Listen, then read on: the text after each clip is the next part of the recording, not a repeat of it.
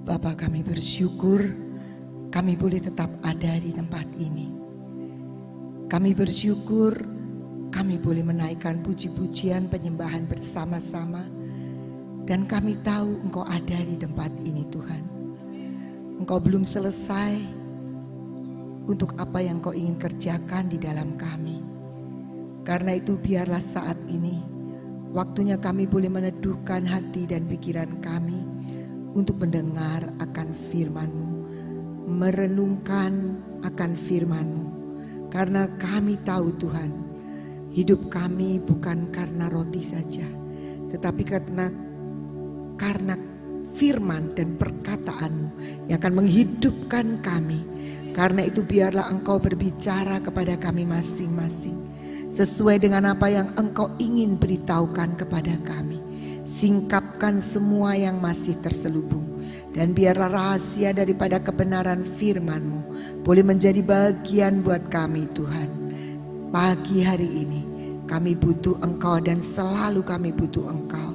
Berbicaralah Tuhan. Di dalam nama Tuhan Yesus kami berdoa. Amin. Shalom saudara-saudara. Bersukacita hari ini. Amin. Ya. Yuk kita sama-sama akan membuka dari Markus 2.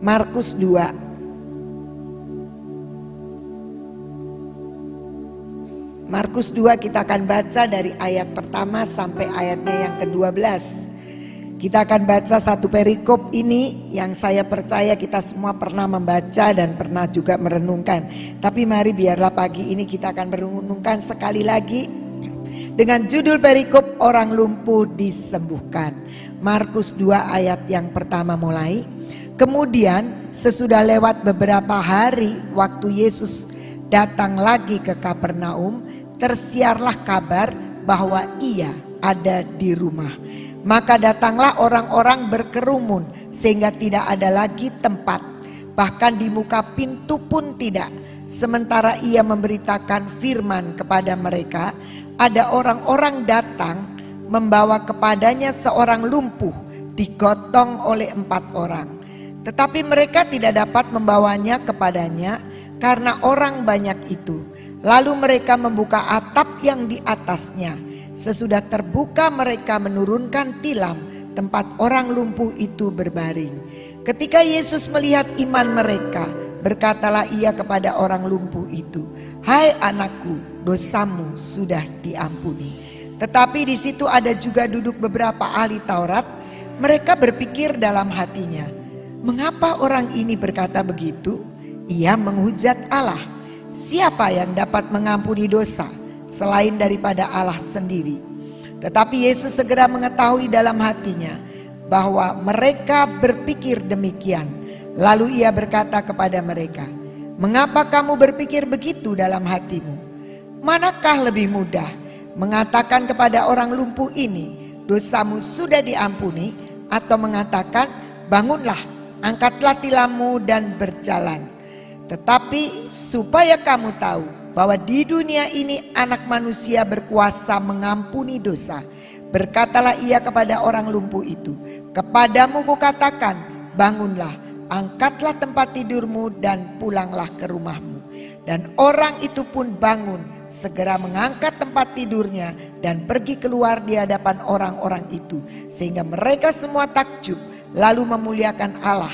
Katanya, yang begini belum pernah kita lihat. Saudara-saudara, saya ingin mengajak untuk kita merenungkan beberapa tokoh yang ada di dalam peristiwa ini.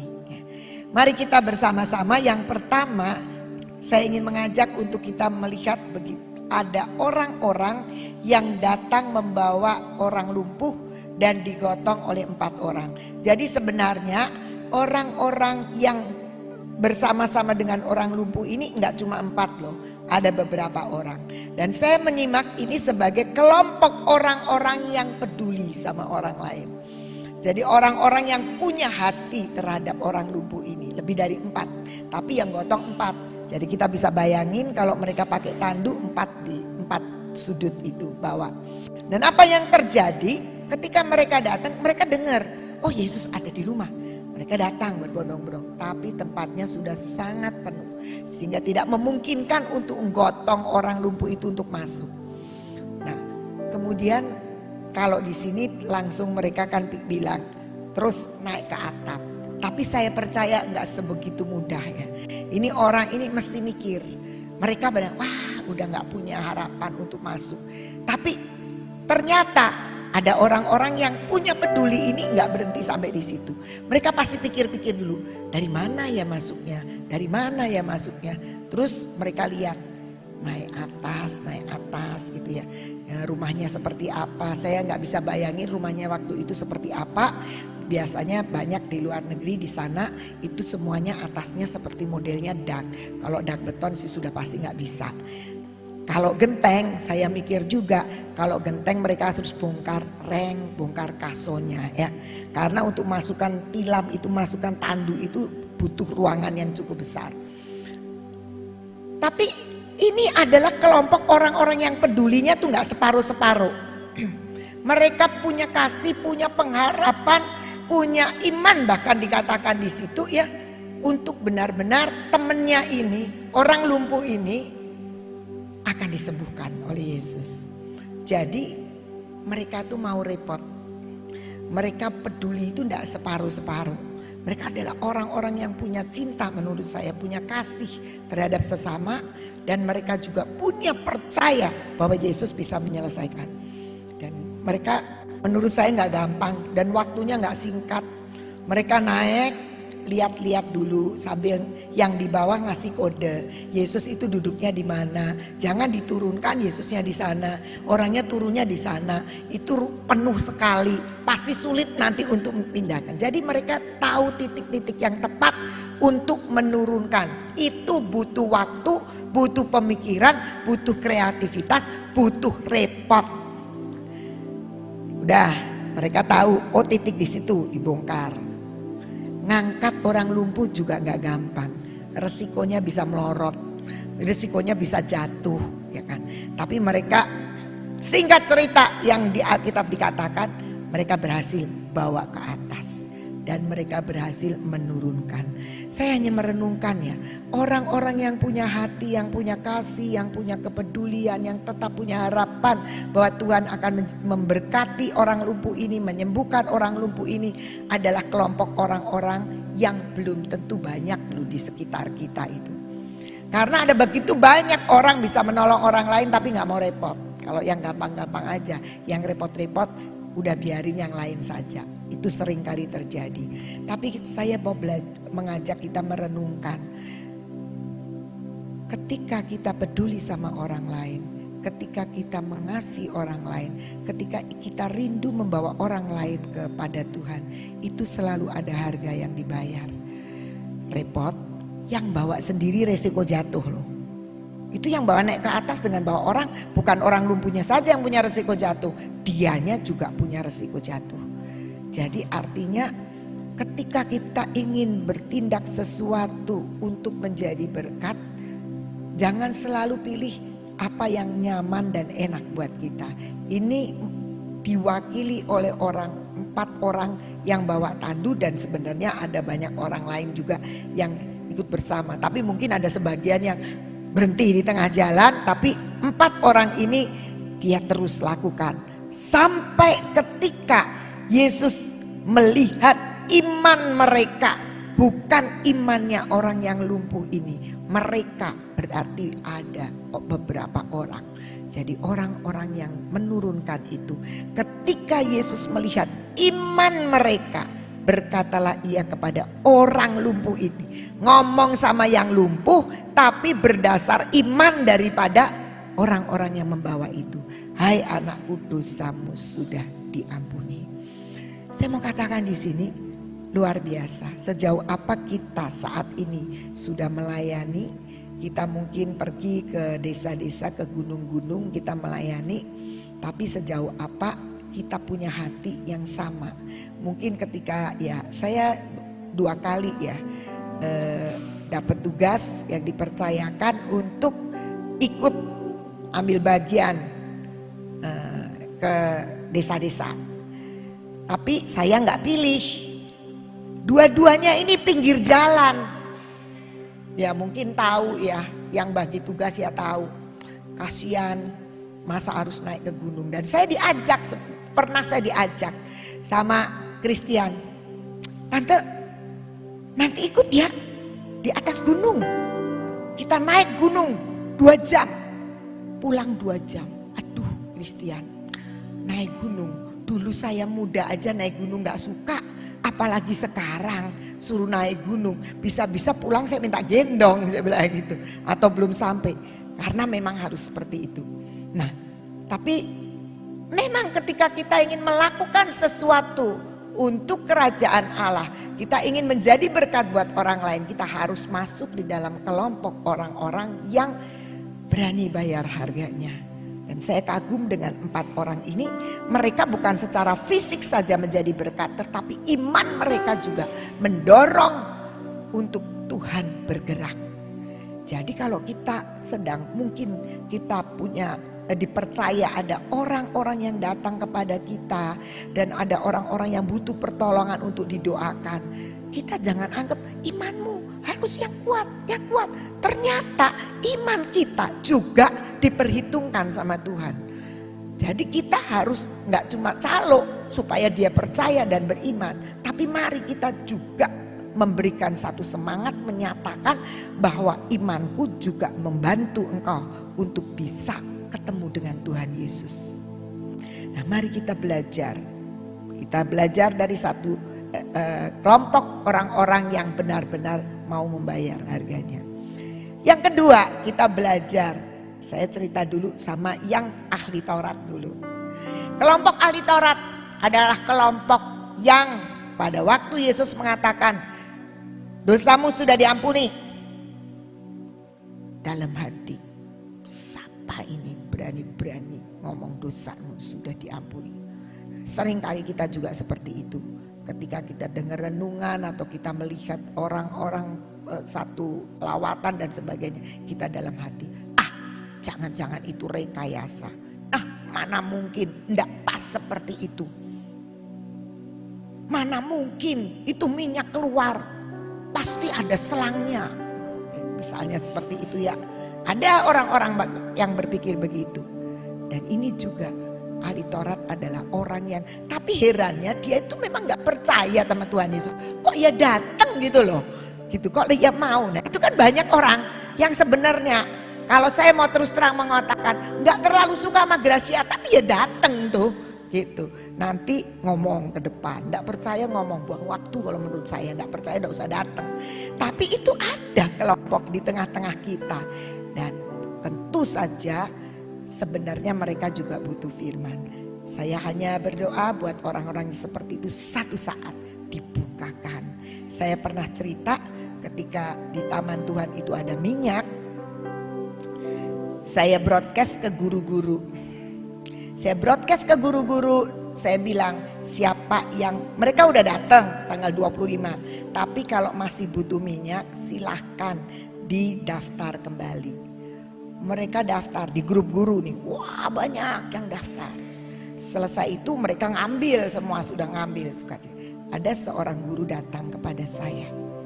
Dia nanti-nantikan saya, kemudian dia datang dan dia bilang gini, Miss, aku mau berterus terang. Kenapa? Aku gak percaya sama minyak itu. Oh gak apa-apa, kamu bukan gak percaya, belum percaya. Ya, tapi aku gak bisa percaya. Cuma aku tuh minta karena gak enak sama teman-teman. Semua pada ngikutin. Kalau nanti saya gak ada, kayak ada yang nanya nanti. Kenapa kamu gak minta minyak lagi? Padahal aku tuh gak percaya. Oh ya gak apa-apa sih kalau belum percaya sih Miss. Saya bilang kayak gitu. Tapi kenapa? Belum pernah. Iya, di gerejaku gak pernah ada cerita seperti itu. Kalau cuma orang sakit disembuhkan, sudah aku bisa percaya. Kalau orang yang sulit keuangan terus diberkati, aku percaya. Tapi kalau minyak bisa keluar dari daun plastik, bisa keluar dari bejana itu, gak pernah ada. Gak pernah di gerejaku, gak pernah diceritakan seperti itu. Ada minyak keluar sendiri. Saya bilang, Miss, kayaknya kamu baca Alkitabnya kelewatan. Ketika singkat cerita saya ceritakan tentang seorang janda yang diberkati lewat minyak yang hanya sedikit itu ketika dia datang kepada Elisa. Terus dia bilang, oh memang benar ada Miss. Ya bacanya Alkitab kamu masih kelompatan, saya bilang gitu. Ada, dan bahkan Yohanes mengatakan yang lebih dahsyat lagi yang dibuat Tuhan Yesus, cuma gak sempat nulis aja di situ. Ada, dan Yesus pernah mengatakan kamu akan melakukan lebih besar daripada aku lakukan. Saya bilang gitu. Kenapa gak percaya? Tapi saya bilang gak apa-apa kalau belum bisa percaya, gak dipaksa kok, kata saya bilang gitu. Terus dia bilang, iya tapi kok di gerejaku gak ada ya. Oh gerejamu itu gak salah, saya bilang gitu.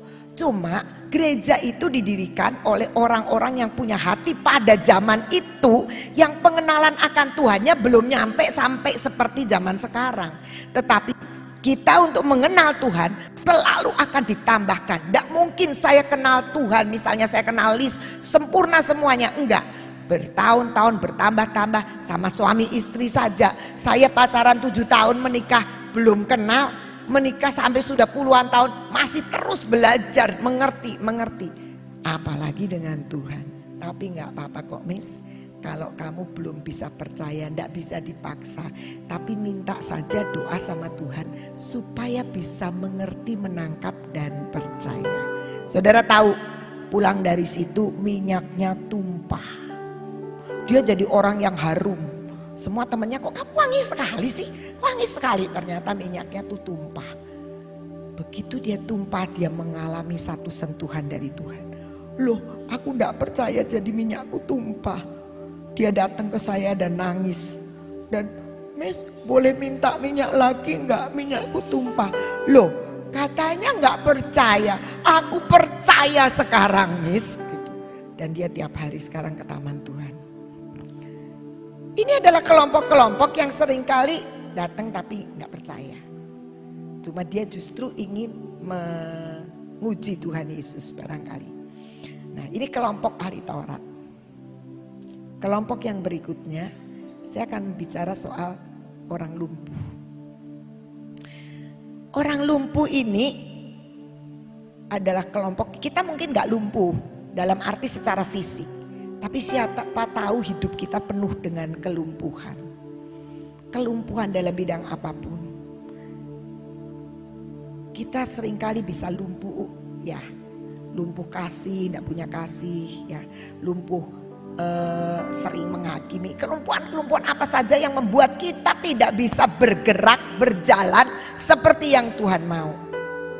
Dan kalau kita lihat di sini, Tuhan Yesus ketika datang dan ketika ketemu sama orang lumpuh ini bilang begini, dosamu sudah diampuni. Nah kemudian Tuhan Yesus ngomong lagi sama ahli Taurat itu. Kenapa kamu mikir aku gak boleh ngomong dosamu sudah diampuni? Mana sih lebih gampang ngomong dosamu sudah diampuni sama bangkit berjalan pulang? Kalau saya baca begini, saya tadinya mikir gini, Tuhan sama kok gampangnya. Tapi kalau pertanyaan Tuhan mengatakan lebih mudah mana sih? Sebenarnya jawabannya adalah lebih mudah mengampuni dosa kan? Padahal kalau kita lihat kalimatnya, lebih mudah mana? Aku bilang dosamu sudah diampuni, sama bangunlah, angkatlah tilammu dan berjalan. Sama mudahnya. Menurut saya sama mudahnya. Oh ngomong begini sama ngomong begitu kan sama mudahnya. Tetapi saya melihat di sini, kenapa Tuhan bilang dosamu sudah diampuni? Itu jauh lebih penting dan lebih mudah untuk orang lumpuh ini sembuh secara fisik maupun rohani. Diberesin dulu. Ternyata orang cuma lihat orang lumpuh ini tidak bisa jalan. Bahkan saya percaya yang bawa pun juga berpikir ini orang punya sakit lumpuh yang tidak bisa jalan. Entah apa sebabnya. Tetapi Yesus melihat orang lumpuh ini karena dosanya dia jadi lumpuh. Dan itu yang mau dibenerin sama Tuhan. Itu yang mau dipulihkan sama Tuhan. Yang tidak bisa kita lihat. Jadi Tuhan bilang lebih gampang aku mengampuni dosa. Karena setelah itu kesananya kamu akan menjadi orang yang dipulihkan, disembuhkan rohani dan jasmani. Kadang-kadang kita punya banyak kelumpuhan. yang Tuhan itu harus korek untuk membersihkan kelumpuhan kita. Mungkin kita tukang gosip, itu lumpuh saudara, untuk itu sebuah kelumpuhan dalam hidup kita. Mungkin kita sekarang ini kerja tapi tidak sukses-sukses, sudah banting tulang tapi kelihatannya nggak berhasil-berhasil. Ada kelumpuhan-kelumpuhan di dalam diri kita. Mungkin kita sekarang ini masih begitu banyak pergumulan di dalam keluarga, apapun juga. Itu kelumpuhan-kelumpuhan yang membuat kita tidak bisa merdeka. Padahal firman Tuhan itu memerdekakan. Dan Yesus datang untuk orang-orang yang lumpuh, yang mau diselesaikan dari intinya. Jadi ketika Yesus mengatakan lebih mudah mana sih? Orang berpikir sama mudahnya. Saya dulu juga kalau baca sama, Tuhan cuma ngomong begini sama ngomong begitu kan gampang. Sama kok mudahnya, tapi Tuhan tidak. Tuhan bilang ini penyebab lumpuhnya adalah dosa. Itu yang harus disembuhkan. Seringkali kita kalau pusing kan minum obat kan apa? Paracetamol kalau panas ya, kalau musik yang analgetik dan gitu kan. Supaya hilang, tapi itu kan cuma menghilangkan gejala saja. Penyebabnya enggak jelas apa. Yang perlu kita pergi ke dokter dan kemudian nanti perlu periksa darah, perlu di ronsen, perlu diapain karena ingin mencari penyebabnya. Tapi kita seringkali yang dihilangkan gejalanya saja. Nah, gejala itu cuma di permukaan. Yesus datang ingin menyembuhkan kelumpuhan-kelumpuhan kita secara detail sampai kepada akarnya. Nah, sekarang kita ini siapa di depan Tuhan? Apakah kita adalah kelompok orang-orang yang bawa orang lumpuh itu? Apakah kita kelompok ahli-ahli Taurat yang setiap pagi datang PW dengar renungan tapi nggak percaya? Bahkan gawatnya kalau ikut mencemooh ya, di dalam hati. Kalau ngomong sih enggak. Ataukah kita adalah orang yang datang ke Tuhan memang kita punya kelumpuhan yang perlu untuk dibersihkan, perlu untuk disembuhkan, perlu untuk dilepaskan. Atau ada kelompok lagi orang yang datang tapi enggak peduli sama orang lain. Udah sesek, noleh aja paling. Oh, ada orang lumpuh. Ya sesek. Udah, pokoknya saya aja yang mau dengerin. Ada itu banyak yang sebagian besar dari orang nggak peduli, makanya sampai naik ke genteng. Siapa kita? Biar pagi ini kita merenungkan. Mungkin kita terlalu sering duduk di sini dan sudah jadi orang-orang yang tampak setia. Tapi sesungguhnya kita menjadi kelompok orang-orang yang cuma menonton. Dan ketika menonton kita akan takjub dan bilang yang begini belum pernah aku lihat. Saudara-saudara, terlalu banyak sebenarnya perbuatan Tuhan yang kita seringkali belum bisa lihat. Dan kalau kita lihat kita heran luar biasa. Sebenarnya kita tidak perlu heran kalau Tuhan lakukan segala sesuatu. Karena semua pekerjaan Tuhan itu pasti mengherankan. Mari saudara-saudara kita merenungkan pagi ini, saya minta untuk kita introspeksi di kelompok mana kita. Hari-hari ini hari-hari di mana Tuhan sedang bergerak untuk sebuah lawatan. Mampukah kita menjadi kelompok orang-orang yang berani membawa lawatan itu walaupun repot, walaupun itu akan membuang waktu. Saudara-saudara kalau pergi ke desa-desa itu minimal 1 hari itu sudah habis waktunya. Apalagi kalau yang jauh-jauh, kalau yang dekat ya mungkin lebih sebentar waktunya. Kalau kita harus pergi dan saudara tahu untuk yang pergi itu kita kan sudah tahu langsung. Orang Jawa ngomong jujuk gitu ya ke tempat itu. Tapi kan ada orang-orang di balik mereka yang sudah berkomunikasi mencari tempat-tempat gitu ya. Pak Iwan sama siapa lagi itu. Benny yang saya dengar gak tahu itulah. Mereka yang sudah cari channel-channel untuk bisa dihubungi. Bukankah mereka itu membuang waktu, maksudnya membayar dengan waktu pekerjaan dan sebagainya. Kita ada di kelompok mana? Atau kita cuma seneng dengar, ih sudah ke desa-desa, sudah ke sana. Atau bahkan kita juga ikut desa, tapi demen saja. Daripada di rumah suntuk, daripada di rumah ini nggak boleh kemana-mana, kan sekarang suruh tinggal di rumah. Nah jadi lebih baik ikutlah lumayan gitu kan. Apakah kita termasuk seperti itu? Tapi ataukah kita memang sungguh-sungguh berani bayar harganya untuk lawatan, untuk peduli terhadap orang-orang lain, untuk ngerti keadaan orang-orang lain. Ataukah kita sama seperti orang lumpuh yang sekarang ini memang lagi lumpuh. Ada banyak hal yang perlu dibersihkan, dibereskan sama Tuhan. Mari datang kepada Tuhan. Dia datang untuk menyembuhkan. Dia datang untuk memulihkan. Dia datang untuk membereskan. Tapi jangan terus-terusan saudara.